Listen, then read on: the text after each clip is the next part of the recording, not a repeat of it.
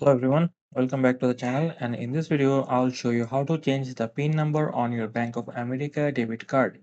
So to change your PIN, head to a Bank of America ATM, and then once there, select more options and then click on change PIN. It's that simple.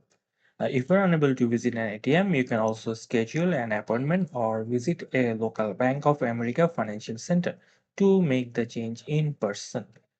Now, if you don't know your current PIN, you'll need to call Bank of America at 800-432-1000 and or schedule an appointment, and then you will receive a reminder PIN by mail. So if your PIN isn't working and you are sure it's correct, contact Bank of America immediately at the same number. I'm going to repeat the number again. So 800-432-1000. Now, if you're outside the US, call 131572440022. And remember, Bank of America's customer service is available Monday through Friday, 8 a.m. to 11 p.m. ET, and weekends from 8 a.m. to 8 p.m. Eastern Time. And that's how you change your PIN number on your Bank of America debit card. Thanks for watching, and I'll see you in the next video.